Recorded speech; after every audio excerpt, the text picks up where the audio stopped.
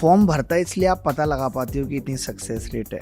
और जो बाहर खबरें आती हैं एंटरप्रेन्योर की, पता चलता है आज ये 10 कंपनियां यूनिकॉर्न बन गई। वहाँ लोगों को नहीं पता कि 10 लाख या 15 लाख लोगों ने स्टार्टअप किया था और कितने करोड़ रुपए लोगों के डूब भी गए। मेरी खुद की वैल्यूज क्या है, मेरे खुद के इंडिविजुअल गोल्स क्या हैं।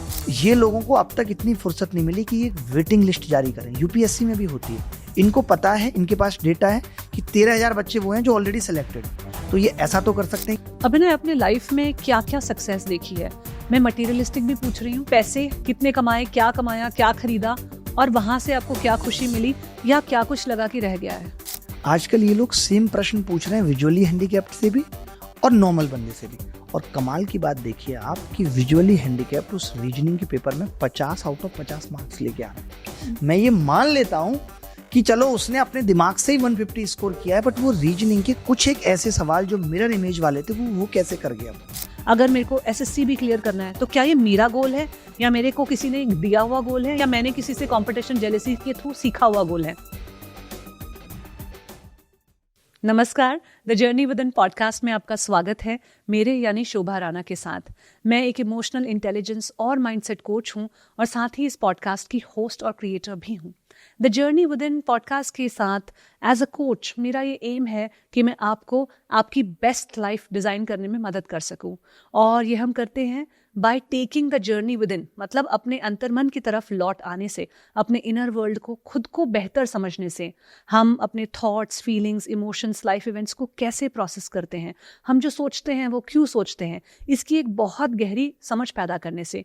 क्योंकि जब हम जो हैं आज जहाँ हैं उसको समझ लेते हैं तो हम जहाँ जाना चाहते हैं उसके लिए क्लैरिटी बिल्ड होती है। आज के इस एपिसोड में हम द जर्नी विदिन करने वाले हैं through the lens of education. हमारी शिक्षा, एक एजुकेशन सिस्टम जो आज हमारे को अवेलेबल है, उसके थ्रू हम खुद को बेहतर कैसे समझ सकते हैं।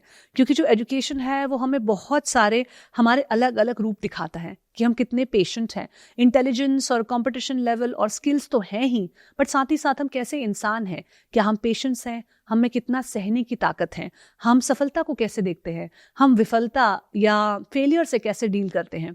आज हमारे साथ है अभिनय शर्मा, जो कि अभिनय मैथ्स के नाम से यूट्यूब पे बहुत पॉपुलर हैं। इनके लगभग 3 मिलियन के करीब स्टूडेंट्स इनके साथ जुड़े हुए हैं इनके चैनल पर, और इनके और भी दूसरे चैनल्स हैं जहाँ पे बहुत सारे लोग इनको देखते हैं, इनसे पढ़ते हैं, और ये मैथ्स के साथ साथ एसएससी और सीजीएल की तैयारी भी कराते हैं। तो कॉम्पिटिटिव एग्जाम्स के लिए भी ये बच्चों को प्रिपेयर करने में उनकी मदद करते हैं। आज हम इनके साथ जानेंगे कि सबसे पहले तो एसएससी सीजीएल 2024 का जो स्कैम है, जिसके बारे में अब स्टूडेंट्स बहुत बढ़ चढ़ कर बोल रहे हैं, वो क्यों है, उसमें क्या खामियां हैं हमारे एजुकेशन सिस्टम में, टेस्टिंग एजेंसीज में, कॉम्पिटिटिव एग्जाम्स जो एजेंसीज कंडक्ट करवाती हैं, सरकारों का इसमें क्या रोल है, करप्शन का क्या रोल है, और साथ ही साथ हम एज अ स्टूडेंट अपने अंदर क्या एबिलिटीज़ पैदा कर सकते हैं, क्या इंग्रेडिएंट्स है जो हमारे अंदर मिसिंग है और होने चाहिए ताकि हम सफलता को अपने लिए क्रिएट कर पाएं। एज अ यूथ हमारी किस तरह की आज विचारधारा होनी चाहिए जो कहीं ना कहीं मिसिंग है, किस तरह से हमें अपने गोल्स बनाने चाहिए और अपनी लाइफ को डायरेक्शन देनी चाहिए। तो चलिए मिलते हैं अभिनय शर्मा जी से on the journey within podcast. लेकिन उससे पहले एक जिम्मेदारी आपकी है कि आप हमारे चैनल को सपोर्ट कीजिए, सब्सक्राइब, लाइक, कमेंट और शेयर कीजिए, ताकि यूट्यूब के एल्गोरिदम्स हमारे कंटेंट को और भी बहुत लोगों तक पहुंचा सकें। जो मीनिंगफुल, गहराई वाला कंटेंट होता है वो अपने आप से वायरल नहीं होता है, उसे शेयर करना पड़ता है। तो थोड़ी सी जिम्मेदारी आप निभाइए ताकि हम आज के गेस्ट की तरह और भी बहुत सारे सुपर अचीवर्स को आपके बीच लाकर समझ पाए कि हम खुद से कैसे बेहतर कनेक्ट करेंगे, हमारी इमोशनल वेलबींग और मेंटल हेल्थ कैसे बेहतर हो सकती है, और हम अपनी लाइफ में सक्सेसफुल कैसे बन सकते हैं, अपनी बेस्ट लाइफ को कैसे डिजाइन कर सकते हैं। And now on this note, let's meet Abhinay Sharma on the journey within podcast.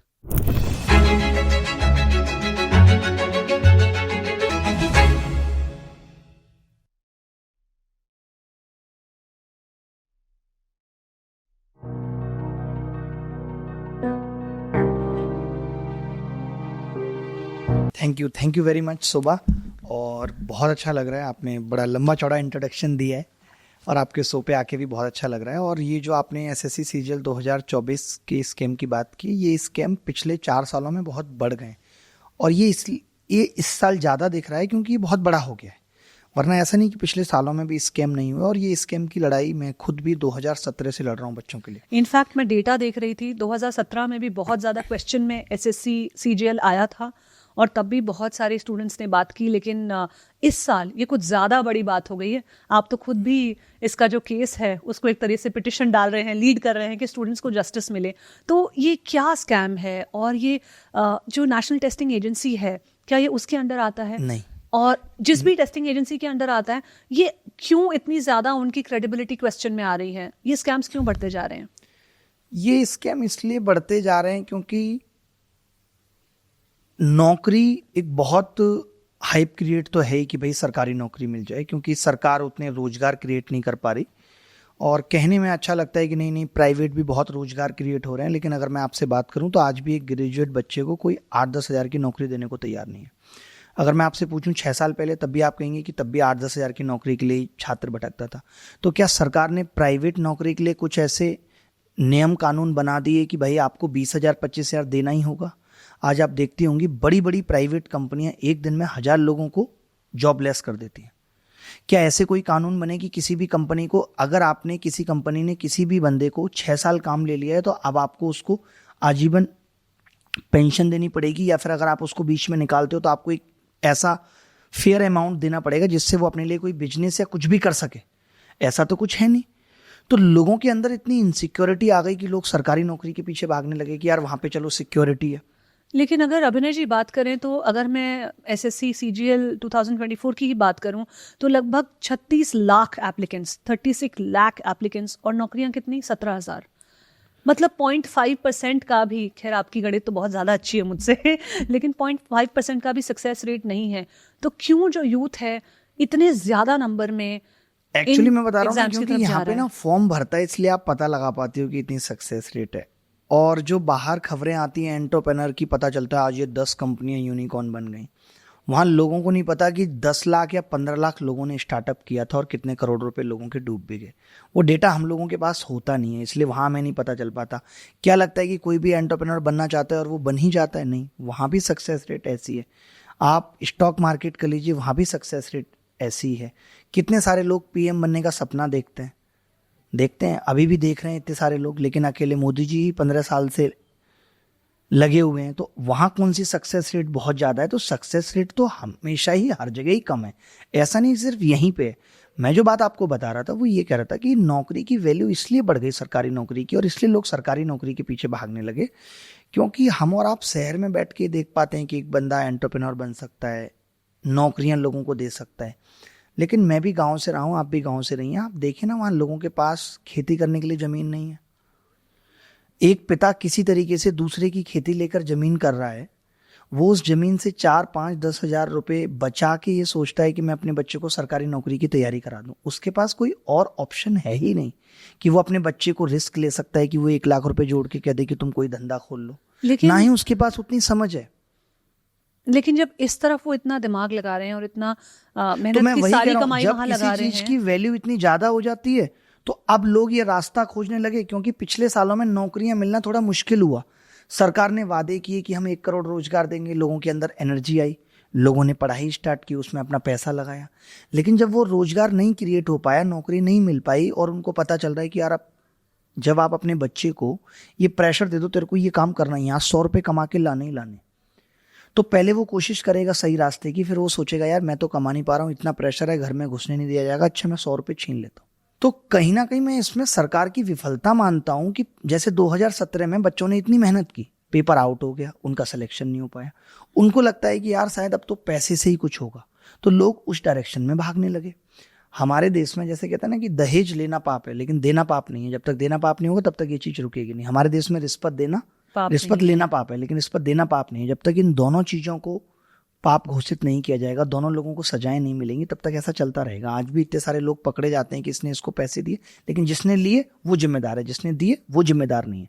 तो लोगों ने रास्ते खोजने शुरू किए, नए नए ब्रोकर क्रिएट हुए कि हम आपको नौकरी दिला देंगे, और जिनकी ऊपर तक पहुंच हो गई, नेताजी को भी पैसा पहुंच रहा है। इस पूरे सिस्टम में सबको पैसा पहुंच रहा है। और इसमें एक चीज और हो रही है, आपको लग रहा होगा यार 100, 200, 500 नौकरियां चलो बिक रही होंगी, उससे कितना ही पैसा बना लेंगे। अगर मैं आपको बोल दूं ना कि आपको 500 नौकरी, आप जिसको बोलोगे हम उसको दे देंगे, आपको इतना पैसा देना है, तो आप बाहर से पता है 5000 लोगों से पैसा उठाओगे कि मैं आपको भी दिला दूंगी, आपको भी दिला दूंगी। अब क्या होगा, आप दिला तो 500 लोगों को पाओगे, फिर आप बाकी जो 4500 बच गए उनको बोल दोगे देखो उन 500 का भी तो हुआ है ना, आपका अगले साल करा दूंगी, आप पैसा तो लौटाना नहीं है आपको, और वो जाके रिपोर्ट भी नहीं कर सकता कि उसने आपको नौकरी के लिए पैसा दिया था।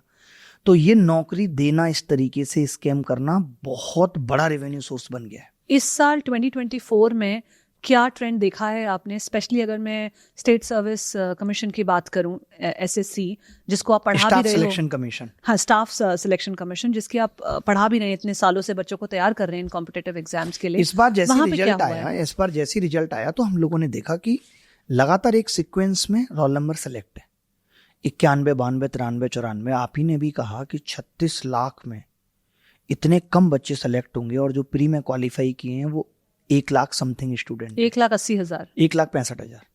वो 80,000 वाला ही डाटा गलत है, क्योंकि जो 18,000 लोग हैं वो ऑलरेडी 1,65,000 में। इसी चीज की लड़ाई है कि रिजल्ट रिवाइज होना चाहिए, जो कि नहीं होना चाहिए था ऐसा। तो अब क्या हो रहा है, आपने पूछा एक सवाल कि आपको क्या ऐसा देखा, तो वही कि लगातार रोल नंबर जहां इतने कम लोग सेलेक्ट हो रहे हैं, उसमें इतने नजदीक एक एक जगह से 10-10 लोग, 12-12 लोग सेलेक्ट हो रहे हैं। क्या ये गलत नहीं है?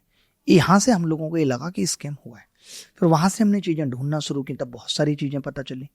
अब आपको पता होगा कि जो लोग विजुअली हैंडीकैप्ड होते हैं उनको एक बंदा ले जाना अलाउ होता है। आज कौन कैसा बंदा ले जाएगा, किसको ले जाएगा, इसको कुछ भी रूल आउट नहीं कर रही है एसएससी। आप किसी को भी लेके चले जा रहे हो, और इस चीज का एक बिजनेस बन गया है। आज लोग जो ओवर एज हो गए, जिनकी तैयारी अच्छी थी, किसी कारणवश नहीं सेलेक्ट हो पाए, वो लोगों के पेपर दे रहे हैं पैसा ले लेके कि मैं तुम्हारा पेपर दे दूंगा। जो विजुअली हैंडीकैप्ड हैं, ऐसे ऐसे बच्चे हैं जो 150, 160 आउट ऑफ 200 स्कोर कर रहे हैं। सोचिए, जिनको आंखों से प्रॉपर दिखता नहीं है। हमारे टाइम पे आपको एक बात बताता हूं, जैसे जो रीजनिंग का एग्जाम होता है, उसमें कुछ प्रश्न ऐसे आते थे विजुअली हैंडीकैप्ड के लिए जो हम लोगों के लिए नहीं होते थे, और जो हम लोगों के लिए होते थे उनके लिए नहीं होते थे। फॉर एग्जाम्पल मैं आपको बता रहा हूं, जैसे मैं विजुअली हैंडीकैप्ड हूं, मुझे दिखता नहीं है। अब एक सवाल पूछा गया है कि ये मिरर है और इसकी इमेज आपको दिखानी है, तो क्या आपको अगर मैं साथ ले जाता हूं तो आप मुझे नहीं समझा पाएंगी उस सवाल को? तो वैसे प्रश्न उन लोगों के एग्जाम में नहीं पूछे जाते थे। बट आजकल ऐसा कुछ नहीं है। आजकल ये लोग सेम प्रश्न पूछ रहे हैं विजुअली हैंडीकैप्ड से भी और नॉर्मल बंदे से भी। और कमाल की बात देखिए आप कि विजुअली हैंडीकैप्ड उस रीजनिंग के पेपर में 50 आउट ऑफ 50 मार्क्स लेके आ रहे हैं। मैं ये मान लेता हूं कि चलो उसने अपने दिमाग से ही 150 स्कोर किया है, बट वो रीजनिंग के कुछ एक ऐसे सवाल जो मिरर इमेज वाले थे, वो कैसे कर गया? वो तो बड़ा मुश्किल था उसके लिए करना। ये मेरे को जो स्टूडेंट ने डेटा बताया, मैं उसके अकॉर्डिंग बता रहा हूं, क्योंकि मैं भी पेपर देने नहीं जाता हूं। मैं जब पेपर देने जाता था तो कुछ सवाल हमारे उनके अलग होते थे, बट अभी जो बच्चों ने बताया कि अभी ऐसा नहीं है, पेपर सेम होता है।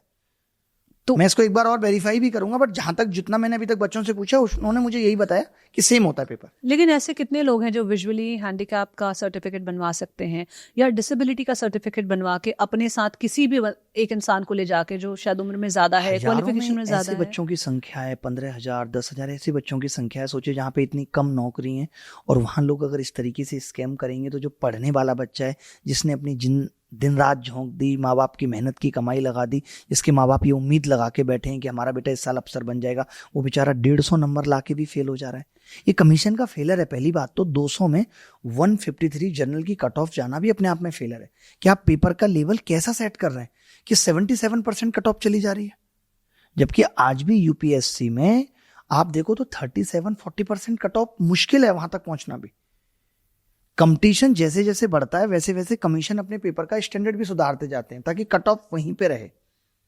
ये तो वो वाली बात हो गई कि एक मैं हूं और एक आप, और एक छोटे से बच्चे को एक एग्जाम में बिठाया और तीनों से एबीसीडी पूछ ली।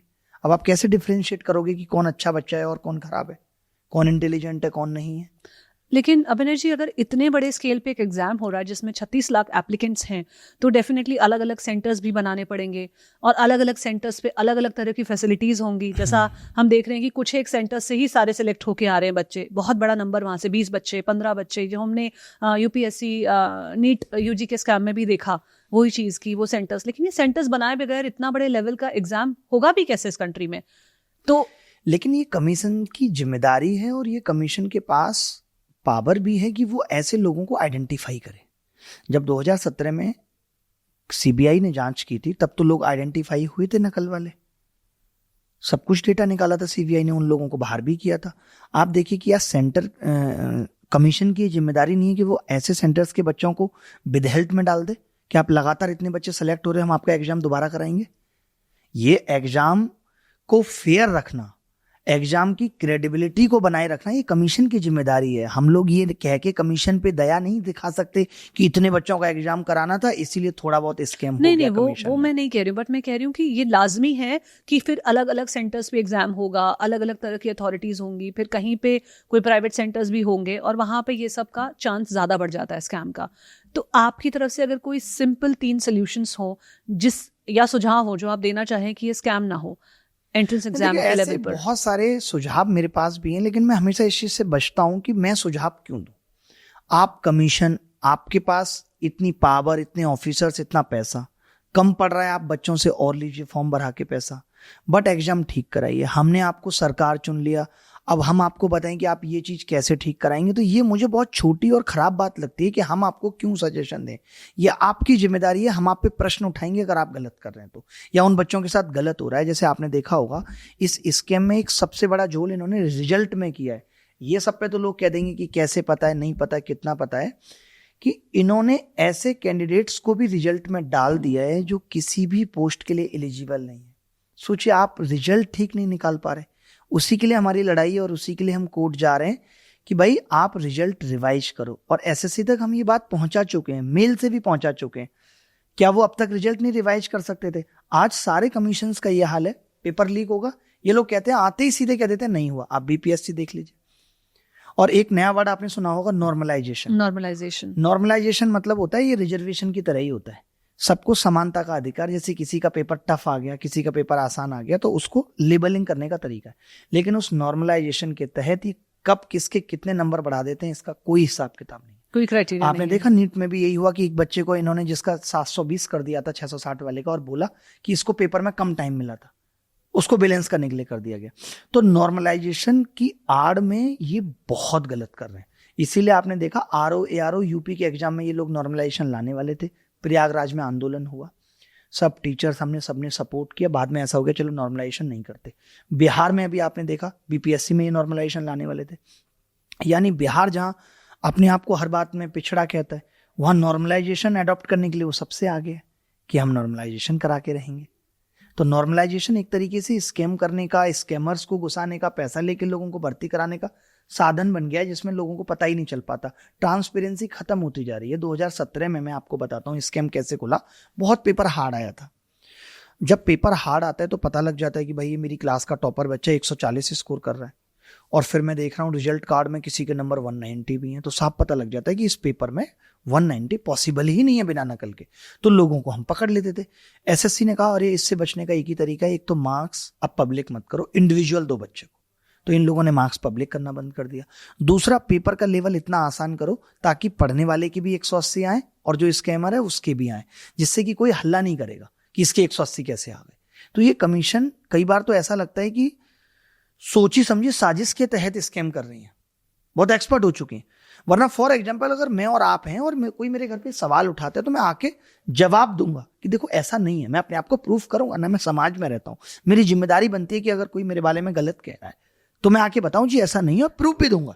लेकिन ये लोग इतने रिजिड हो चुके हैं, स्टैग्नेंट बोलेंगे इंग्लिश में क्या, इतने जिद्दी हो चुके हैं कि ये बोलते नहीं नहीं स्कैम हुआ ही नहीं है, कोई गड़बड़ नहीं है, सब ठीक चल रहा है। ये कब तक ऐसा चलेगा? क्योंकि जब भी कुछ ऐसा स्कैम सामने आता है किसी भी एंट्रेंस एग्जाम या एलिजिबिलिटी टेस्ट में, 1-2 महीने तक बहुत बात उठती है, बहुत बवाल होता है, उसके बाद सब लोग भूल जाते हैं उस चीज को, फिर कुछ और एग्जाम में आ जाता है। हम लोग समझ गए, हमें भी पता है एसएससी को लग रहा है थोड़े दिन का हल्ला है, बंद हो जाएगा, बट इस बार हम समझ गए ना कि ये लोग ऐसा सोच के हमें इग्नोर कर देते हैं, तो हम थमेंगे ही नहीं। कभी तो ये खत्म करना पड़ेगा, इस साल नहीं अगले साल करना पड़ेगा, किसी को तो आगे आना पड़ेगा। तो ये लड़ाई तो लड़नी पड़ेगी, क्योंकि हम जहां 2047 में भारत को विश्वगुरु बनाने की बात कर रहे हैं, और आज हमने युवाओं को उस मोड पे लाके छोड़ दिया है कि वो सड़कों पे उतरता है तो लाठी खाने को मिलती है, स्कैम के सबूत ढूंढता रहता है, लाख मेहनत करके भी सिलेक्शन नहीं ले पा रहा है। उसके दिल पे क्या गुजरती है, डेटा दे दिया 1 GB का कि बेटा रील देखते रहो, और ऐसा ही कंटेंट भी बनाने वाले हैं जो उनको कंटेंट परोस रहे हैं, तो उसको अपनी बेरोजगारी का एहसास ही नहीं हो रहा। बट बड़ा होने के नाते, टीचर भी गार्जियन होता है, उसके नाते हमारा फर्ज है कि इस युवा या ये जो बेरोजगार बच्चा बैठा है, इसकी भलाई के लिए क्या क्या किया जा सकता है, ये हम सब बड़े लोगों की जिम्मेदारी है और हमें निभाना चाहिए अगर हम आगे के भारत को खूबसूरत देखना चाहते हैं। आपको क्या लगता है कि आज अनएम्प्लॉयमेंट का, बेरोजगारी का क्या लेवल है हमारी कंट्री में, क्या स्तर है? इतना ज्यादा, मतलब आप सोच नहीं सकते। और ये जो इतने बच्चे हर एग्जाम में, इतने बच्चे जो भरते जा रहे हैं, ये भी भर देता हूँ वो भी भर देता हूँ, एक ही बच्चा 4-4 5-5 फॉर्म भर रहा है। उसकी वजह भी हमें समझनी होगी कि सरकारें अपनी क्रेडिबिलिटी एकदम खो चुकी हैं। जो बच्चा यूपी का है, अगर उसे ये श्योर हो कि हर साल यूपी कांस्टेबल का एग्जाम होगा, तो कांस्टेबल वाला अपनी तैयारी पे फोकस करेगा, वो कभी जीडी नहीं देगा। सीजीएल वाले को पता हो कि यार मेरे को सीजीएल में नौकरी मिल जाएगी, मैं इतना पढ़ता हूं, हर साल इतनी कट ऑफ जाती है, थोड़ा बहुत ऊपर नीचे होगी, मैं नौकरी ले लूंगा, वो कभी सीएचएसएल नहीं भरेगा। तो ये भसड़ भी इन लोगों ने मचाने पे मजबूर किया है बच्चे को कि वो हर जगह फॉर्म भर रहा है, एमपी का भी फॉर्म भर रहा है, यूपी का भी भर रहा है। एक तरीके से पैसा और रिसोर्सेज दोनों खराब हो रहे हैं। कुछ तो कुछ इसके तो लिए भी ऐसे सरकार एग्जाम्स, जिम्मेदार है। कुछ तो ऐसे एग्जाम्स है जो 5-5 सालों से नहीं हो रहे हैं। आप देखिए, रेलवे में 2019 में कोविड के टाइम पे हमने आवाज उठाई, जब मोदी जॉब दो आंदोलन चलाया था। उस टाइम हमने ये भी चलाया था कि मोदी जी की वीडियो डिसलाइक करो। अब तो खैर डिसलाइक का बटन ही हटा दिया, हम लोगों से वो फैसिलिटी भी छीन ली गई। तब हमने ये चलाया था और इतने ट्वीट कराए थे। रेलवे की डेट 5 सालों में आई थी, जबकि जितने भी एग्जाम्स हैं, भले ही आपके यहाँ कम पोस्ट हैं ज्यादा पोस्ट हैं, आपको हर साल नोटिफिकेशन निकालना चाहिए। अब ये लोग ऐसे हो गए, पहले आप यूपीएससी का भी देखो या और भी पहले जाके अगर हम एसएससी का भी देखें, तो पहले जो नोटिफिकेशन आता था उसकी डेट फिक्स कि भैया मार्च में आएगा। उसके बाद ये पता होता था कि मेंस का एग्जाम तब होगा। अब तो ये लोग नोटिफिकेशन की डेट को भी पोस्टपोन कर देते हैं। फिर ये प्री का एग्जाम देंगे, कब रिजल्ट आएगा कंफर्म नहीं है। रिजल्ट एक बार में निकाल देंगे, फिर बोलेंगे 4 दिन बाद कि ये आंसर की है, फिर बोलेंगे इसमें सवाल गलत है, आप रिप्रेजेंटेशन दो, 100 रुपए जमा करो। तुमने सवाल गलत किया, 100 रुपए हम तुम्हें दें ठीक करने के। तुम जो है इतने कितने शिफ्ट में ये एग्जाम लेते हैं? 36। क्या तुम 36 पेपर ठीक नहीं बना सकते, जो हर बार तुम्हें ये रिप्रेजेंटेशन डालने के लिए बोलना पड़ रहा है बच्चों को? तो ये एक जगह विफल नहीं है, हर जगह विफल है। आप सोचिए 2023 वाला रिजल्ट अभी हाई कोर्ट में, और उसमें भी लड़ाई पता है किस चीज की, कि एसएससी ने कुछ एक ऐसे सवालों को सही मान लिया जो टेक्निकली गलत थे, बच्चे हाई कोर्ट चले गए, रिजल्ट अभी पेंडिंग है। अब वो जो 9 के 9,000 बच्चे फाइनल लिस्ट वाले, वो इस साल भी पेपर दे रहे हैं। वो अच्छे बच्चे हैं पढ़ने में, उनका इस साल भी होगा। मैं उनको भी गलत नहीं मानता, वो इस साल पेपर क्यों दे रहे हैं? क्योंकि उनको ये भरोसा है कि क्या पता पिछले साल वाले रिजल्ट में मैं बाहर हो गया तो अब एसएससी में क्या होगा कि 9,000 तो यही बच्चे सेलेक्ट हो गए, 18,000 टोटल वैकेंसी, यानी नए बच्चे कितने आएंगे? 9,000। ये लोगों को अब तक इतनी फुर्सत नहीं मिली कि एक वेटिंग लिस्ट जारी करें। यूपीएससी में भी होती है, इनको पता है, इनके पास डेटा है कि 13,000 बच्चे वो हैं जो ऑलरेडी सेलेक्टेड है। तो ये ऐसा तो कर सकते हैं कि इस 18,000 के साथ जब रिजल्ट घोषित करें तो 13,000 बच्चों की एक वेटिंग लिस्ट दे दें। बताइए आप, ताकि ऐसा होगा कि इस 18,000 में से अगर कोई जॉब नहीं लेता तो उसमें से उस 13,000 वाले बच्चों में से हम शिफ्ट करते जाएंगे आगे, क्योंकि उस बच्चे ने भी तो एक प्रोसेस पार किया है ना। आप क्यों उसको अगले साल के लिए दोबारा बुलाना चाहते हो? तो इन लोगों का अगर सिस्टम ठीक हो जाए तो बेरोजगारी भी कम होगी, और ये जो युवा इतना परेशान है, रो रहा है, सड़कों पे लाठियां भी खा रहा है, ये सब भी बंद होगा। यूथ देखिए बहुत ज़्यादा डीमोटिवेटेड है अभी, स्पेशली ये जो हमने एंट्रेंस एग्जाम्स देख रहे हैं, जो एलिजिबिलिटी क्राइटेरियाज वाले टेस्ट देख रहे हैं, उनकी वजह से यूथ बहुत ज़्यादा डीमोटिवेटेड है। तो आपको क्या लगता है कि एक स्टूडेंट को कब गिव अप कर देना चाहिए? क्योंकि इनमें से बहुत सारे ऐसे बच्चे हैं, स्पेशली अगर एसएससी की बात करूं, यूपीएससी की बात करूं या बीपीएससी की बात करें, तो ये 6-6, 7-7 अटेम्प्ट भी बच्चे देते हैं, शायद उससे ज़्यादा भी देते हैं। अगर आप 6-7 अटेम्प्ट में भी क्लियर नहीं कर पा रहे हो या सिस्टम का कुछ फेलियर है, तो कब आपको गिव अप करके कुछ और भी कर लेना चाहिए लाइफ में? अब आप देख तो रही, कुछ और कर तो रहे हैं, वो स्कॉलर बन रहे हैं, स्क्राइब बन रहे हैं, बेचारे गलत रास्ते पे चले गए ना। हम उनको सही वक्त पे नौकरी नहीं दे पाए तो। स्क्राइब क्या होता है? स्क्राइब होता है जो वीएच, विजुअली हैंडीकैप्ड या पीडब्ल्यूडी बच्चा है, उसके साथ जो एक बंदा बैठने जाता है एग्जाम में, जो एग्जाम लिखता है उसका। एग्जाम लिखता है। और ये वो वाले बच्चे हैं जो ऑलरेडी इतने कैपेबल हैं कि ये एग्जाम्स क्लियर कर चुके हैं। अपने टाइम लिमिट में ये नहीं सेलेक्ट हो पाए, तो इन्होंने ये काम ढूंढ लिया कि पैसे कमाने के लिए। 6-7 साल मैंने तैयारी की, चलो मैं नहीं अपना नंबर निकाल पाया, लेकिन मैं पैसे लेकर किसी और का एग्जाम लिख देता इसका निकालूंगा। तो वही, लेकिन ऐसा मैं नहीं मानता। देखिए, गिव अप का तो ये रहता है कि मान लेते हैं आपने 1 साल तैयारी की, आपको पता है कट ऑफ 150 मार्क्स जाती है, आपके 110 आ रहे हैं, अगले साल आपके 120 आ रहे हैं, फिर तीसरे साल आपके 110 आ गए, यानी आप आसपास भी नहीं है, तो आपको गिव अप नहीं करना चाहिए। ये सोचना चाहिए, गिव अप नहीं बोलेंगे इसको, ये बोलेंगे कि ठीक है, लाइफ में और भी बहुत सारी चीजें होती हैं, इस रास्ते को बंद करते हैं, दूसरा रास्ता खुलेगा, यू टर्न ले लेना चाहिए। मतलब मैं ये क्यों पूछ रही हूँ, क्योंकि आपने भी जैसे एसएससी का एग्जाम 5 बार क्लियर किया, आपने कुछ टाइम नौकरी भी की, कुछ ही महीनों में आपने वो नौकरी छोड़ दी और एक ऑल्टरनेट पाथ चूज किया पढ़ाने का, शिक्षक बनने का। आपने पढ़ाया भी, ट्रेडिशनल तरीके से भी पढ़ाया, एक अपना कोचिंग सेंटर खोल के कमरे में कुछ बच्चों को बुलाकर, और उस तरह से आपने पढ़ाया। फिर उसके बाद सडनली एक यूट्यूब की अपॉर्चुनिटी आपके पास आई, जहाँ पे आपका वीडियो, पहला ही वीडियो वायरल हो गया, राइट? उस समय शायद कोई मैथ्स पढ़ा भी नहीं रहा था ऑनलाइन। तो आपकी जो जर्नी रही है बड़ी अनकन्वेंशनल सी रही, जिसमें आप भी उसी भीड़ का हिस्सा थे जो 5-5 6-6 अटेम्प्ट्स देती, और आपने तो हर बार क्लियर किया, राइट?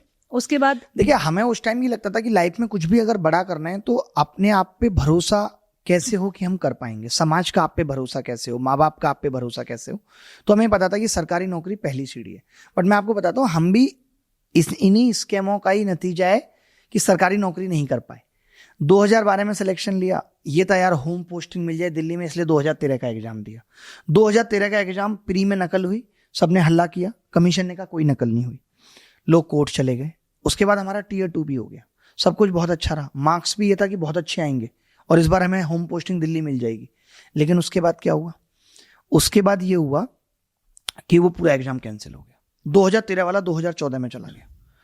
तो अब हमें लगा अब क्या करना है, पढ़ा रहे ही थे, फिर हम फुल फ्लेश्ड पढ़ाने लग गए। तो ये पढ़ाने वाली अपॉर्चुनिटी या पढ़ाने वाला कैरियर भी इसीलिए शुरू हो पाया कि शायद अगर सही टाइम पे सही नौकरी मिल गई होती तो शायद नौकरी कर रहे होते, बट वो ये डेस्टिनी होती है। तो बट हम जैसे, अब आपने कहा ना कि कब कर देना चाहिए, नहीं, जैसे मैं अपने आप को फेलर नहीं मानता कि मुझे सफलता मिलने में वक्त लगा, क्योंकि मैंने अगर एग्जाम दिया और निकाला तो मैं पास तो हुआ ही। नहीं, फेलियर की बात नहीं है, लेकिन आपने ये अपॉर्चुनिटी रिकॉग्नाइज की कि कुछ और भी किया जा सकता है, वहीं पे अटके रहने की जगह। मुझे लगता है बहुत सारे स्टूडेंट्स जो हैं जिनमें बहुत फ्रस्ट्रेशन है, जो 30 की उम्र में आ गए हैं, लेट 20s में, अर्ली 30s में आ गए हैं, वो लोग इतने फ्रस्ट्रेटेड हैं कि कुछ हो नहीं पा रहा, नीडल मूव नहीं कर रहा। देखिए, तो कैसे मूव करेगा? उस टाइम की अगर मैं बात करूं तो ये कह सकते हैं कि रास्ते थोड़े ज्यादा थे और स्मूथ थे। अब आज ऐसा नहीं है कि आप यूट्यूब पे पढ़ाना शुरू कर दो या आप टीचर बन जाओ तो रास्ते बहुत आसान है, नहीं। आज वहां भी संघर्ष है, सरकारी नौकरी जितना ही संघर्ष है। तो संघर्ष तो अब ऐसा हो गया है, हर जगह ही है। जो थोड़े मोड़े छुपे रास्ते थे, जो लाइक हमने यूज किया और लोग यूज कर रहे हैं, वो सब ओपन हो चुके हैं। तो अब हर जगह ही आपको कंपटीटर मिलेंगे। तो लड़ाई तो लड़नी पड़ेगी। आप ऐसा नहीं कर सकते आपने 1-2 साल तैयारी की फिर आप भाग गए। आपको अपनी कमियां पहचाननी पड़ेंगी कि आप क्यों नहीं सेलेक्ट हो पाए। आपको लगता है कि यार मैं इसलिए यहां पे नहीं हो पाया, लेकिन मैं वहां बेहतर कर सकता हूं, तो वहां जाना बेहतर है। बट आप यहां भी अपनी कमियां नहीं पता कर पाए, फिर आप कहीं और चले गए, फिर वहां भी आपको 1-2 साल लगा, तो आप ऐसे भी समय नहीं खराब कर सकते। और ये आपको महसूस हो जाता है कि मैं क्यों अच्छा नहीं कर पा रहा हूं, मेरे अंदर क्या कमी है। अगर मैं वो कमियां, देखिए कहते हैं ना कि पहना तो पत्थर में भी पहना। जो सरकारी नौकरी निकाल सकता है वो कुछ और भी कर सकता है। अब एक्सेप्शन तो हर जगह है कि बिना सरकारी नौकरी निकालने वाला भी बहुत अच्छा कर सकता है, ऐसा नहीं है। वो आपके ऊपर है कि आपको अपने आप पे कितना भरोसा है कि यार आप कर ही लोगे, क्योंकि स्टार्टिंग में क्रिटिसिज्म भी बहुत होता है। हमारे आपके टाइम पे इतना ये नहीं था कि सोशल मीडिया पे लोग आपको स्टॉक कर रहे हैं, कर क्या रहा है, नहीं कर रहे हैं। उस टाइम पे हमारी बुआएं और फूफाएं नहीं देखते थे हमें फेसबुक पे, लेकिन आजकल वो लोग भी आ गए। तो बड़ा मुश्किल है समाज के बीच में रह करके कुछ भी ऐसा करना जहां पे नौकरी छोड़ के लोग कहते हैं ओ हो गई तैयारी, पहले ये इंजीनियरिंग करने गया था, फिर 2 साल इसने अब तैयारी कर ली, तैयारी में समय खराब कर दिया, अब देखो ये कुछ नया अलग हटके करने चला है। तो परेशानियां तो हर जगह हैं, बट मुझे लगता है कि थोड़ा थोड़ा कुछ तो हासिल करो। एटलीस्ट प्री आपने निकाल दिया। आपको जो मैं कहता हूं ये कि सफल होना या जीतना एक आदत है और वो डेवलप करनी पड़ेगी। आप ऐसे छोड़ के दूसरे फील्ड पकड़ते रहोगे तो बड़ा मुश्किल है सफल हो पाना। जैसा कि आपने कहा कि अपनी कमियों को पहचानना बहुत ज़रूरी है, और मुझे लगता है कि अपनी कमियों को तो पहचानना ज़रूरी है ही, लेकिन साथ साथ अपनी स्ट्रेंथ को, अपनी खूबियों को पहचानना बहुत ज़रूरी है। तो एक यंगस्टर जो अभी अपने अर्ली 20s में है, वो अपनी स्ट्रेंथ को कैसे पहचाने? नहीं, अब जैसे जब आप ग्रेजुएट होते हो, ग्रेजुएशन आपने की, तो आपको पता लग जाता है यार मेरे मैथ्स में बहुत अच्छे मार्क्स हैं, तो मुझे कोई ऐसा एग्जाम चुनना चाहिए गवर्नमेंट एग्जाम में भी जिसमें मैथ्स बहुत अच्छी आती है या मैथ्स ज्यादा आती है फॉर एग्जाम्पल। लेकिन सब्जेक्ट नॉलेज के अलावा और क्या एलिमेंट्स हैं, इंग्रेडिएंट्स हैं जो लगते हैं एक स्टूडेंट के उस माइंडसेट को बिल्ड करने में, जो ऐसे एग्जाम्स, टफ एग्जाम्स को क्लियर कर पाता है? क्या आपको लगता है सिर्फ पढ़ाई में अच्छे होना, मैथ है तो मैथ में अच्छे होना या साइंस में अच्छे होना ही काफी है, जनरल नॉलेज में अच्छे होना ही काफी है? कुछ तो और इंग्रेडिएंट्स भी है ना जो लगते हैं। देखिए, बाकी जो इंग्रेडिएंट्स है ना वो अपने आप आ जाते हैं। जैसे आपको पता है आईक्यू लेवल टेस्ट जो होता है, और जब वो आईक्यू लेवल टेस्ट कराया जाता है, आप मुंबई में भी अब तो इसके कुछ ऑप्शन है जहाँ पे आप अपना IQ टेस्ट करा सकते हैं। वहाँ पे आपको पता है 25 रीजनिंग के सवाल पूछे जाते हैं और 25 मैथ्स के पूछे जाते हैं। और उन्होंने अपने पैरामीटर्स बना रखे हैं कि जिसकी बायोलॉजिकल एज 25 होगी वो इतने ही क्वेश्चंस का आंसर दे सकता है। अगर वो ज़्यादा क्वेश्चन का आंसर दे रहा है यानी कि उसकी जो बायोलॉजिकल एज तो 25 है, बट वैसे जो एज है मेंटल एज वो 30 है। वहाँ से वो फॉर्मूला ड्राइव होता है कि 30/25 × 100 यानी इसकी 120 IQ लेवल है। तो सोचिए IQ लेवल जज करने का तरीका ही मैथ्स रीजनिंग है कि आपकी कितनी अच्छी है। जब आप मैथ्स में अच्छे होते हो, बहुत सारे लोग आपको भी कहते होंगे यार मैथ्स में साइन थीटा कॉस थीटा पढ़ाता क्या ही हुआ। मैं उन लोगों से कहना चाहता हूँ आप बहुत गलत सोचते हो। मैथ्स ये बताता है कि आपका IQ लेवल क्या है, रीजनिंग ये बताती है कि आपकी इंटेलिजेंसी क्या है। जिसको मैथ्स आती है वो कहीं भी लड़ सकता है, वो जिंदगी में अच्छा कर सकता है, कुछ भी कर सकता है वो। तो मैथ्स एक ऐसा पैरामीटर है या रीजनिंग है, जो सब्जेक्ट्स हमें पढ़ाए जाते हैं ये ऐसे पैरामीटर हैं जो ये जज करते हैं हमारे अंदर पेशेंस से लेकर के हर चीज ही सिखाते हैं हमें। आपको पता है कि स्ट्रेस लेवल कम करना हो, पॉजिटिव एनर्जी लानी हो, तो कहते हैं कि सिंप्लीफाई न्यू थिंग्स। आप मैथ्स के शॉर्टकट ढूंढिए, आपको बहुत अच्छा लगेगा, जैसे मुझे लगता है। तो जो ये सब्जेक्ट्स हैं, अगर आप अपने सब्जेक्ट्स में अच्छे हो तो जो बाकी आप अदर ग्रेडियंट्स की बात कर रही हैं वो अपने आप अच्छे होंगे। ऐसा नहीं है कि वो नहीं अच्छे होंगे। अभिनय, हम अभी डिप्रेशन की बात कर रहे थे। क्या आपने अपनी लाइफ में कुछ ऐसा डिप्रेसिव फेज देखा है, एंजाइटी भरा फेज देखा है? मैं जो आज इतनी बातें बोल रहा हूँ इसमें मैक्सिमम बात मैंने अपनी जिंदगी से सीखी है कि जब मैंने 2017 में अचानक से पैसा कमाना शुरू किया, मैंने कहा यार बहुत मेहनत करते हैं, रात के 3-3 बजे तक काम कर रहे हैं, सो नहीं रहे, हमें नहीं लगता था इससे कुछ फर्क पड़ेगा। और ये पहले से ही चल रहा था, रात के 2-2 बजे तक खाना खाना है, सोना है। तो बस फिर उसके बाद बीमार होना तय था। जब पैसा आया तो बीमार हो गए, उसके बाद एंजाइटी रहने लगी, लोगों से भीड़ में जाने से डर लगता था। ये सब मैंने अपनी लाइफ में फेस किया।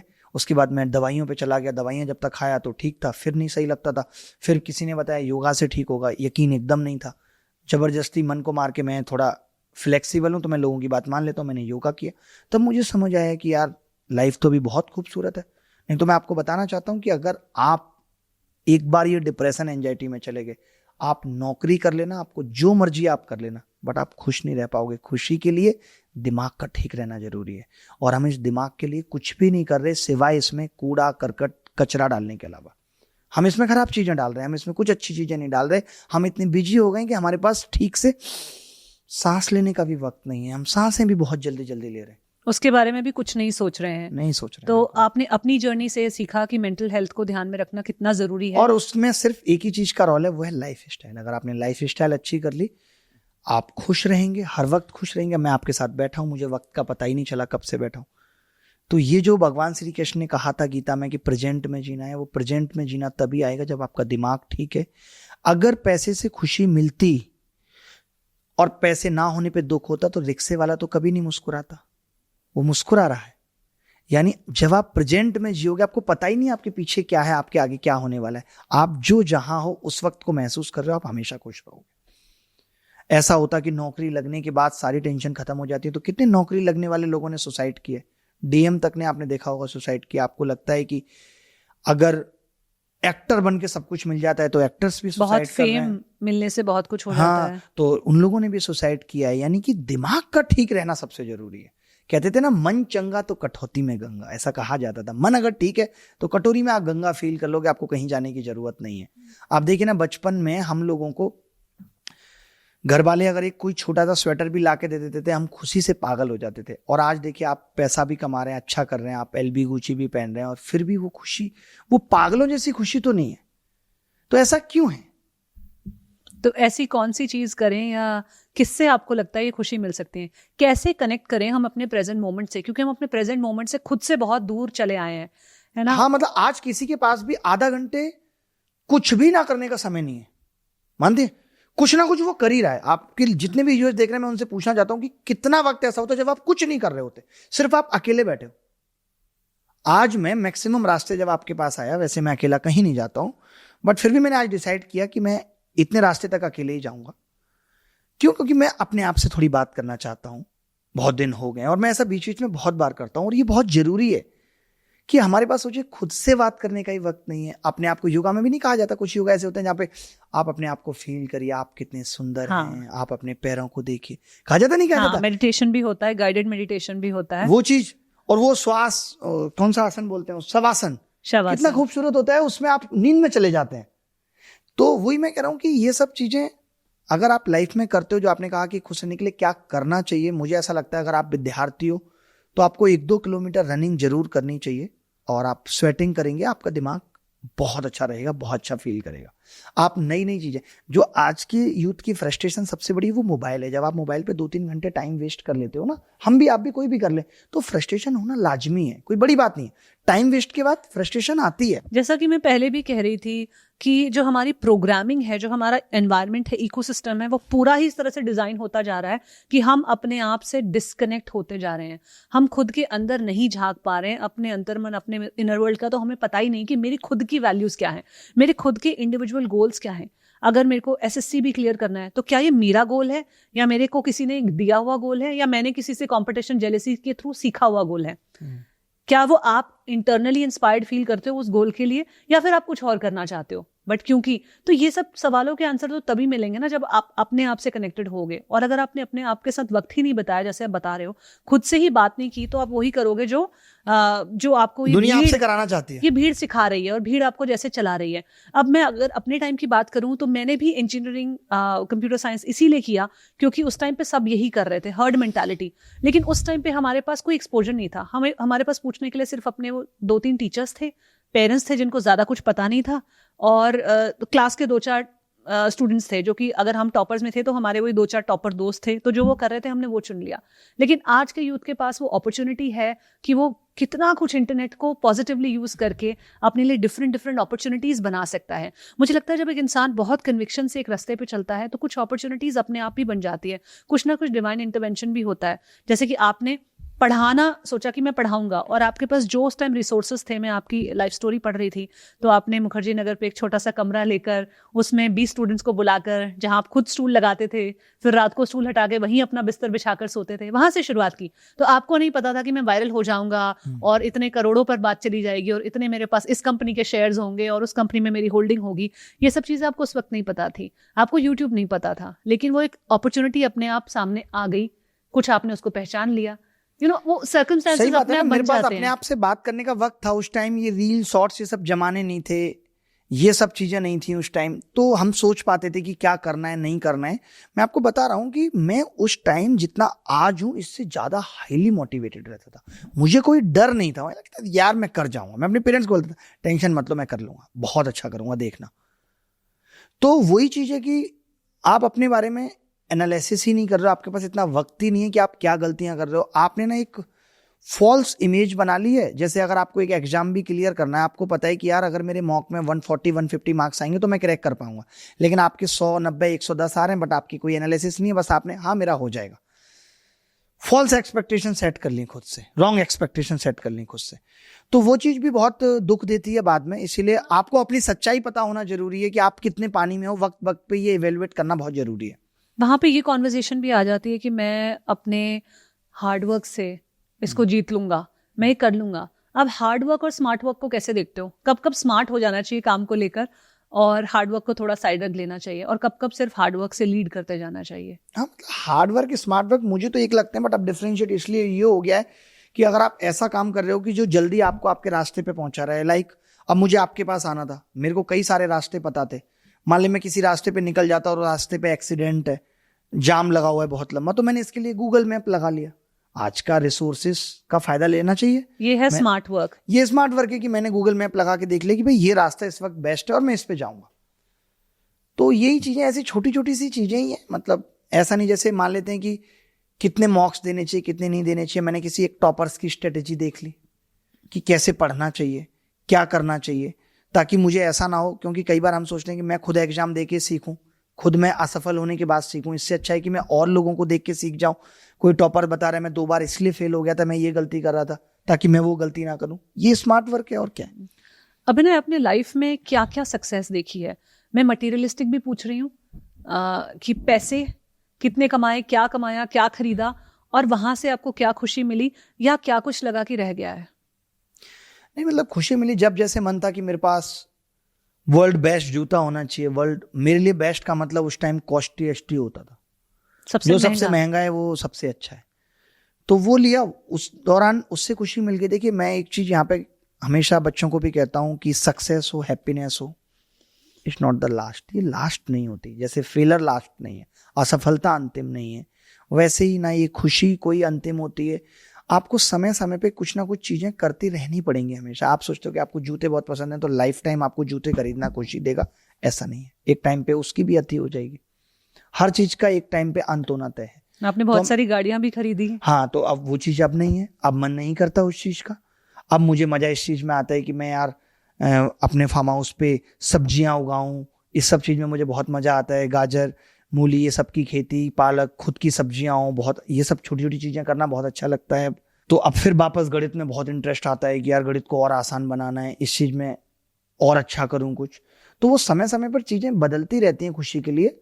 बट मैं एक चीज कहूंगा कि हमें जब तक पैसा नहीं होता तब तक ये लगता है कि पैसा आ जाएगा तो शायद सारी प्रॉब्लम खत्म हो जाएंगी, बट ऐसा नहीं होता है। क्योंकि जब तक पैसा नहीं है तब तक फिर भी बहुत सही है कि आप ये सोच लेते हो कि ये प्रॉब्लम इसलिए है क्योंकि पैसा नहीं है। बट पैसा आने के बाद जो प्रॉब्लम्स आती हैं उनका इलाज भी नहीं होता कोई। वो बड़ा मुश्किल है उन चीजों के साथ टैकल करना, और वो सबकी लाइफ में आती हैं। अच्छा, अगर मैं सक्सेस को मैं जैसे समझती हूँ, अगर इसको 3 लेवल्स में डिवाइड करें। लेवल 1 मानते हैं कि जैसे आप एक बहुत लोअर मिडिल क्लास फैमिली से आए, बेसिकली एडवर्सिटी है, आपने तंगी देखी है, वहां से अपने लिए एक डिग्निफाइड लाइफ क्रिएट करना कि मेरी इज्जत हो, मैं एक अच्छी जिंदगी जी पाऊं, थोड़ा अपने लिए कंफर्ट क्रिएट कर पाऊं। लेवल 1 इसको मान लेते हैं, adversity to dignity and comfort. Level 2 मान लेते हैं कि कंफर्ट आपने क्रिएट कर लिया, अब कंफर्ट से आप लग्जरी की तरफ जा रहे हैं, जहां पे मुझे लगता है लेवल 1 से बहुत कम लोग लेवल 2 तक आ पाते हैं। मास्लो थ्योरी है नहीं, वो तो खैर बहुत अलग है, लेकिन हाँ, ये उससे कुछ अलग। मैंने बहुत रिसेंटली इसको डिस्कवर किया है कि लोग सक्सेस पे कहाँ पे रुक जाते हैं। लेवल 1 जो होता है, जैसा कि एडवर्सिटी से डिग्निफाइड लाइफ में, बहुत लोग वहीं रुक जाते हैं और उसके आगे नहीं जाते हैं। कुछ लोग जो इंटेलिजेंट होते हैं या उस पोजीशन पे पहुंच जाते हैं, स्किल सेट होता है, वो कंफर्ट से लग्जरी वाले पे जंप कर लेते हैं कि अब मैं बहुत सारी लग्जरी बनाऊं, मैं बहुत अच्छा फ्लैट खरीदूं, गाड़ियां खरीदूं, ये खरीदूं, वो खरीदूं। वो सेकंड लेवल ऑफ सक्सेस हो गया, जहां पे मुझे लगता है 95% लोग तो पहले ही लेवल पे रुक जाते हैं। कुछ लोग हैं जो सेकंड लेवल पर आ जाते हैं। एंड थर्ड लेवल जो है कि आपने लग्जरी भी बहुत बिल्ड कर दी, अब आप काम कर रहे हो इम्पैक्ट के लिए कि मेरे काम से कितने लोगों की जिंदगी बेहतर हो सकती है, इम्पैक्ट हो सकती है, क्या मैं एक रेवोल्यूशन क्रिएट कर सकता हूँ। इस लेवल पे बहुत कम लोग आ पाते हैं। जैसे कि हम रतन टाटा जी की बात करें तो राइट, बहुत कम लोग इस लेवल पे आ सकते हैं। और आपकी जर्नी भी देखूं मैं तो कुछ इस तरह की ही है कि आप एक इम्पैक्ट बिल्डिंग पे आप आ गए हो उस लेवल पे कर रहे हैं। तो कैसे हम इन लेवल्स को अनलॉक करें अपने लिए, और कैसे अगर हमने कंफर्ट क्रिएट कर लिया, लग्जरी क्रिएट कर लिया, तो वहां रुके नहीं और एक बड़ी अपनी रिस्पॉन्सिबिलिटी को समझें और आगे बढ़ें। मुझे लगता है कि जो सेकंड लेवल तक जितने भी लोग पहुंच जाते हैं, तो बहुत रेयर लोग ही ऐसे होते हैं कि फिर वो थर्ड लेवल पे ना जाए। जितने भी लोग पैसा कमा लेते हैं वो सोचते हैं फिर हम कुछ और नई कंपनियां खोलते हैं, नए बिजनेसेस बनाते हैं, डाइवर्सिफाई करते हैं, वहां पे लोगों को नौकरी देते हैं। तो वो भी एक तरीके से इम्पैक्ट क्रिएट करना ही है कि आपके यहाँ पे 400 लोग काम कर रहे हैं, 500 लोगों का घर आपकी वजह से चल रहा है, चाहे वो छोटे लेवल पे या 8000 लोगों का घर आपकी वजह से चल रहा है। तो लोग वहां तक पहुंचते ही हैं मैक्सिमम लोग। बट आपने सही कही कि असली सुकून जो है वो इसी चीज में मिलता है जब आप इम्पैक्ट क्रिएट कर पाते हो, कंट्रीब्यूशन क्रिएट कर पाते हो, कुछ बेहतर होने के लिए कुछ काम कर पाते हो। कह सकते हैं कि मॉडर्न हो जाते हो आप। एक होता है ट्रेडिशनल, सेकंड लेवल तक आप ट्रेडिशनल थे, अब आप मॉडर्न की तरफ सिर्फ अपने लिए सोच रहे हो, अपने लिए, अपने परिवार के लिए, कंफर्ट, लग्जरी, सब कुछ आपका वहीं तक लिमिटेड है। और आप कह रहे हो बहुत सारे लोग लेवल 3 पे पहुंच जाते हैं। मुझे लगता है ऐसा ट्रू नहीं है, क्योंकि बहुत सारे जिन लोगों को मैं आज देख रही हूँ बहुत अच्छी सैलरीज कमा रहे हैं, बात करें वो लेवल 2 से फिर लेवल 1 में आ जाते हैं अगर वो आगे नहीं बढ़ते तो। करेक्ट, वो वहीं पे अटके हुए हैं कि लग्जरी लग्जरी लग्जरी, मोर लग्जरी। आज अगर हम ये अफोर्ड कर सकते हैं अपने बच्चों के लिए, तो कल ये अफोर्ड कर लें, या खुद के लिए ये अफोर्ड कर लें। बट उसके बियॉन्ड इम्पैक्ट के लेवल तक लोग नहीं पहुंच पाते हैं। तो ट्रू मायने में सक्सेस है क्या? क्या कंफर्ट? वो देखिए, ऐसे लोग ऐसे हो सकते हैं जिनको थोड़ा बाई लक सक्सेस मिल गई, बट जो लोग मेहनत करके पहुंचते हैं उनको एक टाइम पे ये समझ में आ जाता है कि यार ये तो मेरी जिंदगी का गोल नहीं था। मैं लोगों के लिए कितना कर पा रहा हूँ, लोगों के लिए कितना सोच पा रहा हूँ, वो मैटर करता है। मुझसे इतने लोग जुड़े हुए हैं। क्योंकि जब भी आप किसी भी एक लेवल पे पहुंचते हो, चाहे वो लेवल 1 हो या लेवल 2, तो वहां तक पहुंचने में अकेले आप नहीं होते हो, आपके साथ तमाम लोगों का साथ होता है। तो आपकी जिम्मेदारी बन जाती है कि जितने लोग भी आपके इस सफर में साथ रहें, आप उनके लिए भी कुछ कर पाओ। तो मैं तो उस लेवल पे ही हूँ आज, जो यही सोचता हूँ कि यार मेरे बनने में जितने लोगों का हाथ रहा है, मैं उनके लिए क्या कर सकता हूँ। हम कैसे कंट्रीब्यूशन क्रिएट कर सकते हैं, हम कैसे इस वर्ल्ड को बेटर बना सकते हैं। क्योंकि मुझे भी ऐसा लगता है कि आसपास इतनी सारी चीज़ें हो रही हैं, जैसा आपने कहा कि एक डार्क माहौल जैसा बनता जा रहा है, और जो बहुत ज़्यादा इम्पैक्ट हमारे यूथ के ऊपर लेकर आ रहा है, क्योंकि वो अभी कच्चे घड़े हैं, वो अभी इतने इम्प्रेशनेबल हैं, इतनी यंग एज में हैं कि वो उनको जो दे रहे हैं वो झट से उसको अब्जॉर्ब कर लेते हैं और उसी से अपनी लाइफ का रास्ता तय करते हैं। जैसे कि बहुत सारा हम कंटेंट की भी बात कर रहे थे, बहुत सारे नशों पर गाने बनना, उस तरह की आदतों को प्रमोट करना। तो आजकल इतना कूल हो गया है कि 10th क्लास के बच्चे भी अपनी पार्टी में अल्कोहल, जो कि उनकी एज को भी अलाउड नहीं है और इलीगल है, वो करना, उस तरह का माहौल हम देख रहे हैं। हाँ, आज 10th क्लास का बच्चा अच्छी अच्छी गालियां इन्वेंट कर रहा है, कुछ नई चीजें नहीं सीख रहा है, बट वो गालियां बहुत अच्छी दे लेता है। उसको लग रहा है यही लाइफ है शायद, मतलब हम उसको मॉडर्नाइजेशन समझ रहे हैं। हमें लग रहा है कि अब हम बहुत बड़े हो गए हैं। हम रात के 2:30 बजे खाने को गांव से निकल के शहर में आके हम ये दिखाते हैं रात के 2:30 बजे मैगी की फोटो व्हाट्सएप के स्टेटस पे डाल के कि अब हम बहुत मॉडर्न हो गए। तो ये चीजें तो सिखाने के लिए या ये बातें बताने के लिए ना तो लोग उतने अवेलेबल हैं और ना ही ऐसे लोगों की बातें सुनने के लिए लोग अवेलेबल हैं, क्योंकि हमने उनको बाकी कचरा से ही इतना घेर रखा है। तो जो आज हम कहते हैं कि भारत एक डेमोग्राफिक डिविडेंड कंट्री है, जहाँ पे इतना यूथ है, इतने % यूथ है, जो कि और जगह नहीं है, चाहे आप जापान की बात कर लो, कहीं भी। लेकिन उस यूथ को क्या दिशा देनी चाहिए जो कि आगे आने वाला भारत और खूबसूरत हो, उस पर लोगों का ध्यान नहीं है, ना ही सरकारों का उतना ध्यान है, ना ही मीडिया चैनल्स की ये जिम्मेदारी थी कि लोगों को सही दिशा में गाइड करें। लेकिन वो भी भटके हुए हैं, सब भटक गए हैं, यूथ भी भटक गया है। कुछ तो लोग बड़ा हैं जो खराब कोशिश लगता है। कर रहे हैं। हाँ, आप जैसे लोग, बहुत अच्छी बात है जो कोशिश कर रहे हैं, जो आपने आज मुझे भी कही, मुझे बड़ा अच्छा लगा कि हम हमेशा अच्छी चीजें ही सिखाएंगे, चाहे हमारी रीच कम लोगों तक हो। मैं तो तीसरे लेवल पे हूँ कि मुझे इम्पैक्ट क्रिएट करना है, और मेरा मिशन है द जर्नी विद इन। मुझे भी बहुत सारे सजेशंस आते हैं कि उनकी रील देखो, ऐसे वायरल हो रही है, आप ऐसे पूछो, ऐसे एक्टिंग करो, ऐसे सवाल लाओ, देखिए, रात को लेकिन अगर वो हो नहीं सुकून पाता से है। सोना है ना, तो आप वही करो जो आपका दिल कहता है। क्योंकि अगर आप दिल की या अपनी विचारधारा के अगेंस्ट जाके आपने किसी के कहने पे कुछ कर दिया, तो आप सो नहीं पाओगे ठीक से। आपके दिमाग में ही चलता रहेगा, यार मैं ऐसा तो नहीं था। लेकिन उसके लिए अपनी विचारधारा बहुत परिपक्व रूप से पता होना जरूरी है। जरूरी है, बिल्कुल सही बात है। लोग क्योंकि दूसरों की आजकल सुन इसलिए दिखावे लेते की हैं दुनिया क्योंकि अपना बहुत हो नहीं गई पता। है। हम लोग सिर्फ आपस में भी, अपने रिश्तों में भी यही एग्जाम्पल दे के दिखाते हैं, देखो वो तो हस्बैंड उसकी वाइफ को कितना घुमा रहा है, कितने खुश रहते हैं वो लोग। हमें नहीं पता कि ये वीडियो बनने से पहले 10 मिनट पहले उनकी क्या लड़ाई हुई थी, नहीं हुई थी। तो हमें ये सोशल मीडिया बहुत खराब तरीके से इम्पैक्ट कर रहा है। तो कैसे जाने अपने आप को बेहतर, नहीं, कैसे खुश हों अपनी लाइफ में? देखिए, ये माँ बाप को भी ध्यान देना चाहिए। बेचारे माँ बाप तो ऐसे हैं जिनको पता नहीं है, बट अगर हम तक वो लोग सुन रहे हैं तो हम उनसे कहना चाहते हैं कि आप भी अपने बच्चों के लिए योगा, मेडिटेशन, ये सब चीजें बताइए। उनको कहिए कि जैसे आज लोग कहते हैं कि यार पूजा करना, पूजा का मतलब क्या होता है? पूजा मतलब एक डिसिप्लिन लाती है कि यार मैं सुबह इसी बहाने नहा धो लूंगा, टाइम से मैं ब्रश कर लूंगा। आजकल क्या कल्चर हो गया है, बस बिस्तर से उठे नहीं, कुछ खाना शुरू कर दिया। कोई डिसिप्लिन ही नहीं है, कोई अनुशासन ही नहीं है। तो डिसिप्लिन तो आप कोई भी गोल अचीव करना चाहते हैं उसमें जरूरी है। तो ये जो बोला जाता है कि थोड़ा पूजा कर लीजिए, सुबह सुबह थोड़ा वॉक पे चले जाइए, ये सब डिसिप्लिन क्रिएट करता है हमारी लाइफ में। हमें वक्त पे जगना सिखाता है, और जब वक्त पे जगना पड़ेगा तो वक्त पे सोना भी सीखेंगे हम कि वक्त पे सो रहे हैं। तो ये सब चीजें जो पेरेंट्स को देखनी चाहिए, मुझे लगता है। तो इन सब चीज़ों को करने से हम खुद से, अपने नेचर से ज़्यादा कनेक्ट हो पाते हैं और एक अच्छी डायरेक्शन अपनी लाइफ को दे पाते हैं। तो एक मेरा मकसद ये भी था इस एपिसोड को करने का आपके साथ, कि हम ये बहुत सिंप्लीफाई कर पाएं सभी के लिए जो लोग सुन रहे हैं, क्योंकि मुझे पता है बहुत सारा यूथ आपको देखता है, तो वो यूथ को कहीं ना कहीं दूसरे पहलू भी लाइफ के पता चले। मैथ तो चलिए आप अपने चैनल पे बहुत पढ़ाते हो, आप बहुत जगह बहुत मैथ पढ़ा रहे हो, लेकिन ये जो लाइफ को अच्छा बनाने के, लाइफ के एक्सपीरियंस को खुशहाल बनाने के जो कुछ सटल मैसेजेस हैं, वो मैं चाहती थी कुछ हमारी कॉन्वर्जेशन में निकल कर आ सके। बाकी हमने काफ़ी सारी बात की कि सिस्टम का क्या बुरा हाल है। आप बिल्कुल सही कह रहे हैं। देखिए, मैं एक ही बात कहूंगा कि जो आप कर रहे हो उसमें बेस्ट करने की कोशिश करो इस टाइम के लिए। ऐसा मत सोचो कि ये लाइफ का परमानेंट है, चाहे वो सरकारी नौकरी की तैयारी है, आप कुछ भी अचीव करने के लिए कर रहे हो। बट आज जो आप कर रहे हो, जैसे आज आप नौकरी की तैयारी कर रहे हो, तो आपका फोकस ये नहीं होना चाहिए यार नौकरी कब मिलेगी, नौकरी कब मिलेगी। आपको you have to enjoy that process, कि वहां तक पहुंचने के प्रोसेस को एंजॉय करना पड़ेगा। मैं एक एग्जांपल लेता हूं, आपके चैनल पे ले सकता हूं, एज ए शिक्षक अपने चैनल पे तो नहीं बोल पाते। एक एग्जांपल मेरा ये है कि एक लड़की आपको मिलती है, आप उसको अगर पहले दिन ये कह दो कि यार मुझसे शादी करोगी, तो हो सकता है मना कर दे और चली जाए आपसे, हो सकता है कि नहीं। लेकिन आपने ये सोच लिया कि यार इससे मेरी शादी होनी चाहिए, तो फिर आप धीरे धीरे करके उससे बात बढ़ाओगे। 2-4 दिन बाद आप उससे नंबर के लिए कहोगे, फिर जब नंबर आ जाएगा तो आप उसकी कुछ हेल्प करने की कोशिश करोगे, फिर कभी ऐसा होगा यार चलो कहीं कॉफ़ी पी आते हैं साथ में, तो कॉफ़ी।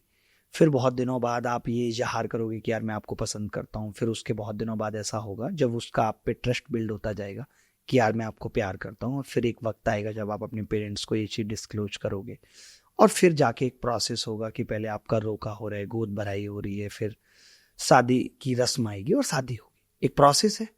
अगर आप उस प्रोसेस में पहले दिन से, जो कि जनरली कई लड़के करते भी हैं कि वो पीछे पड़ जाते हैं, तुम मुझसे शादी करोगी ना, 3 साल बाद करोगी ना, ऐसे केसेस में अलगाव हो जाता है। लड़की कहती है यार मैं बहुत इरिटेट हो रही हूँ यार, मुझे नहीं पता करूंगी। हमारा फोकस नहीं था कि हम शादी करेंगे, लेकिन हम उस डायरेक्शन में चलते रहे और हम अपने मुकाम तक आप पहुंच उसके लायक बनते रहे उसके लायक। तो मेरा वही कहना है कि आप अपने आप को उस लायक बनाते रहो। वो जो छोटे छोटे टेस्ट बीच में होंगे उनको पास करते रहो। जैसे नौकरी के दौरान मॉक टेस्ट है, उसमें पास करते रहो तो आप वहां तक पहुंच जाओगे। अगर आपका फोकस सीधे गोल पे है, कैसे मिले मुझे, हाँ, तब ऐसा कभी नहीं हो। तो सिर्फ एंजाइटी आएगी, टेंशन आएगी और आप उस टेंशन में कुछ नहीं कर पाओगे। तो ये सब प्रोसेस से हर किसी को गुजरना पड़ता है। ऐसा कोई नहीं है जो बिना किसी प्रोसेस के गुजर के और बहुत आगे पहुंच गया है। और जो आगे पहुंचा है तो वो वापस भी आ रहा है, चाहे वो विजय माल्या हो या नीरव मोदी। जिन्होंने बहुत जल्दी शॉर्ट सक्सेस हासिल किए तो वो नीचे भी जा रहे हैं। आप देखेंगे उन पे अलग अलग तरीके के आरोप भी लग रहे हैं। और जिन्होंने धीरे धीरे करके अपने आप को बिल्ड किया है वो लंबे चलते हैं। तो बेसिकली हमें स्लो होने की इंपॉर्टेंस को भी समझना पड़ेगा। जो हम हर चीज को बहुत फास्ट करना चाहते हैं, जल्दी जल्दी अचीव करना चाहते हैं, मुझे लगता है ये सारे प्रोसेस में जो हमारा माइंडसेट नहीं हो सकती हैं। अब दही है, वो दही जमने में एक वक्त लगेगा दूध को। आप उस प्रोसेस को बाईपास नहीं कर सकते, दही जमने के प्रोसेस को, कि आप चाहें कि ऐसा कुछ हो जाए कि दूध का अभी दही बन जाए, ये पॉसिबल नहीं है। वो एक प्रोसेस है। ये बहुत ही खूबसूरत और सिंपल एग्जाम्पल आपने दिया। मुझे लगता है हर कोई जो अभी देख रहा है इस पॉडकास्ट को समझ पाएगा कि इसका एसेंस क्या है। हम इस पॉडकास्ट पर कुछ ऐसी बातें करते हैं जो लाइफ का आपको एक तरह से ना एक निचोड़ दे दे किसी की जर्नी में से, ताकि आप अपनी लाइफ में वो एग्जाम्पल समझ पाओ। बहुत बार हम ये मोटिवेशन कोट्स लिखे हुए देखते हैं कि प्रोसेस को एंजॉय करो, डेस्टिनेशन पे ज़्यादा फोकस मत करो, लेकिन ये बात उतनी समझ में गहराई से आती नहीं है। शायद हम उसे अपनी स्टोरीज पे शेयर कर देते हैं, बट हम उससे कनेक्ट नहीं हो पाते। लेकिन जैसे आपने एग्जाम्पल दिया तो बिल्कुल समझ में आता है कि प्रोसेस की क्या महत्ता है और प्रोसेस के बिना वो काम नहीं होगा। तो जितने लोग प्रोसेस को शॉर्टकट करने की कोशिश कर रहे हैं, अवॉइड करने की कोशिश कर रहे हैं, कुछ और अलग तरीके अप्लाई करने की कोशिश कर रहे हैं, वो नहीं होगा। वो सब तो बहुत बिल्कुल क्लियर हो जाए इस बात को लेकर, स्पेशली जो यूथ ये देख रहा है जिसके पास अभी अनुभवों की कमी है, तो वो सब बातें यहाँ वहां से सुनता है तो उसे लगता है कौन छोटा एफर्ट करने की बात कर रहा है, वो शॉर्टकट के चक्कर में ही फिर वो गलत रास्ते भी अपनाता है और शॉर्टकट से गलत रास्ते ही निकल के आएंगे। तो आई थिंक ये एक बहुत बड़ा मैसेज है। जिंदगी मिली है तो ये कैसे जी जाएगी? आप एक दिन में ही सब कुछ हासिल कर लेंगे। आज आप सुबह पैदा हुए, दोपहर तक आपकी सरकारी नौकरी लग गई, शाम तक आपकी किसी एक्ट्रेस से शादी हो गई, रात को आपके बच्चे हो गए, फिर तो आप रात में मर नहीं जाएंगे। तो ये जिंदगी मिली है तो you have to enjoy this life. धीरे धीरे करके स्टेप बाय स्टेप सारी चीजें होंगी। पहले नर्सरी होगा और UKG, LKG, first, second, third, 12, 13, तभी तो आप 60 साल तक, 65 साल तक, 80 साल तक जी पाएंगे। अभिनय, इस कॉन्वर्सेशन को एंड की तरफ ले जाते हुए कौन सी ऐसी 3 चीजें हैं जो आज यूथ में मिसिंग है, जो उन्हें करनी चाहिए? पेशेंस एकदम खत्म हो गया है। सबसे पहले मैंने पहले भी कहा था, जो कि लेके आना चाहिए, जिसकी वजह से आप छोटी छोटी चीजों पे फ्रस्ट्रेट होने लगते हैं, काम नहीं होता, आप गालियां देने लगते हैं। तो फ्रस्ट्रेशन लेवल कम करेंगे या गाली देना बंद करेंगे तो फ्रस्ट्रेशन लेवल भी अपने आप कम होने लगेगा। आप गाली देते हो? मैं बिल्कुल भी नहीं देता हूं। मैं वही सोचता हूं, जैसे मैं जो लोग देते हैं उनसे पूछता हूं तो वो कहते हैं यार फ्रस्ट्रेशन में निकलती हैं अपने आप। मैं कहता हूँ इसका मतलब हम कभी फ्रस्ट्रेट हुए ही नहीं क्या? ऐसा नहीं कि हमारी लाइफ में मोड नहीं आए होंगे, हम कभी फ्रस्ट्रेट नहीं होंगे, बट हमारे अंदर उतनी सहनशीलता है। हम ये जानते हैं कि ये सब चीजें जिंदगी का हिस्सा है, ये होंगी ही। कभी मम्मी पापा को बिना बात भी आप पे गुस्सा आएगी, हमने उन सब चीजों को माना हुआ है। ब्रेकअप भी वैसे, हाँ मैं वो भी बताता हूँ। बट आज के यूथ में क्या है ना कि उसको ये लगता है कि वैसे वो दुनिया भर की रील और शॉर्ट देख रहा है, बट वो जिंदगी को देखता है रामायण की नजरिए से कि कुछ भी गलत ही नहीं है। अरे सतयुग नहीं है, कलयुग है, खराब चीजें भी होंगी, लोग खराब तरीके से बात भी करेंगे, आपको सहन करना आना चाहिए। जो आपने इमोशनल इंटेलिजेंट की बात कही थी स्टार्टिंग में, आज का यूथ इमोशनल इंटेलिजेंट भी नहीं है। उसको नहीं पता, उसकी इमोशन में इंटेलिजेंसी काम ही नहीं करते। ये भी एक बहुत बड़ा फैक्टर है कि वो ठीक तरीके से बिहेव नहीं कर पाता, एक्ट नहीं कर पाता, सही डिसीजन नहीं ले पाता, लैक ऑफ इमोशनल इंटेलिजेंट। और दूसरी 2 चीजें हो गई, पेशेंस, इमोशनल इंटेलिजेंस, और तीसरा है ये सोशल मीडिया, अगर यूथ कुछ करना चाहता है अपनी लाइफ में तो उसको सोशल मीडिया से एक डिस्टेंस तो बनानी पड़ेगी। लोगों के कॉपी करने से कुछ नहीं होगा। हमें लगता है कि सौरभ जोशी आज ब्लॉग कर रहा है, हम भी कर लेते हैं। बहुत सारे लोग फेल हो रहे हैं। वो जैसे आपने कहा कि कुछ एपिसोड तक मैंने डिसाइड किया था कि मैं ये कंटिन्यू करूंगी। 100 एपिसोड आपका टारगेट था, होना चाहिए। अब आप सोचिए, आप कह रहे हैं कि नहीं मैं वीडियो डालूंगा, डालता रहूंगा, व्यू आए नहीं आए।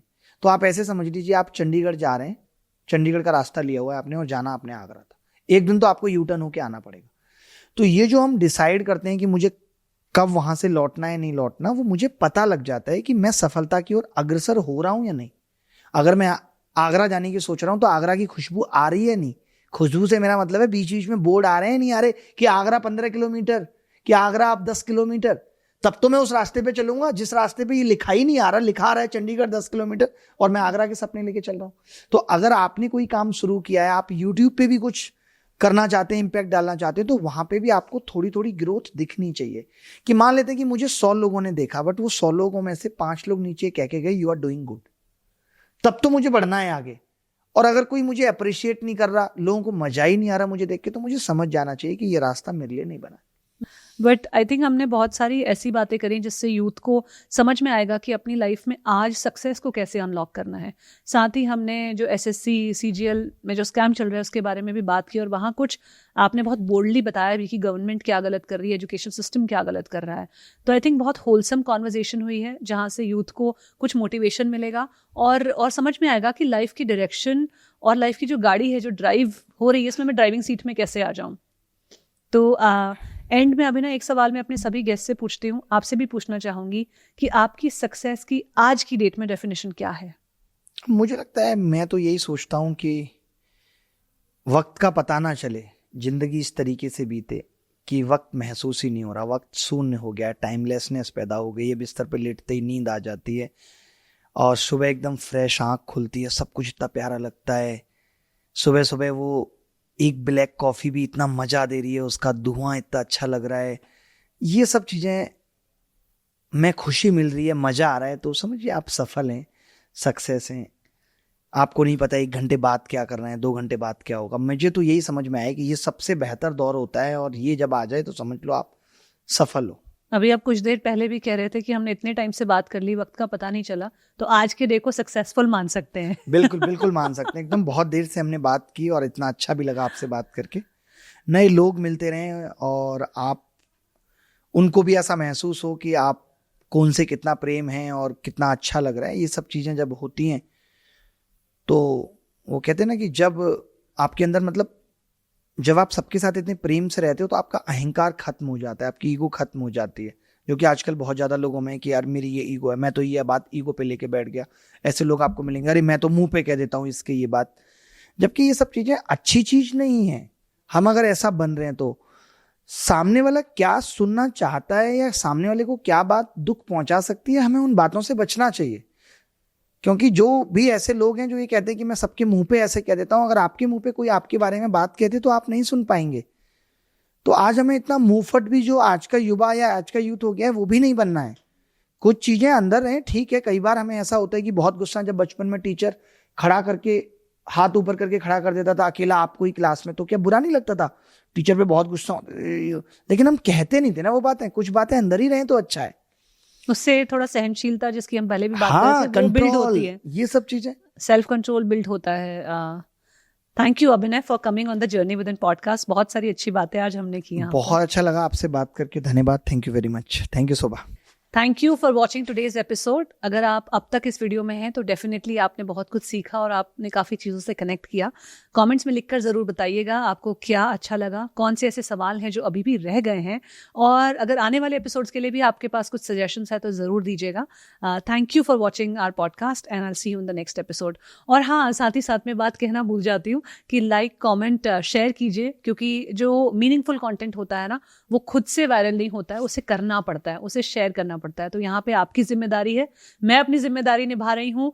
इस कंटेंट के एक तरह से एक बहुत बड़े अंधकार में थोड़ा सा दिया जलाने की कोशिश कर रही हूँ, और उसमें आपका सपोर्ट चाहिए कि आप इसकी रोशनी को बाकी लोगों तक भी शेयर करते रहें।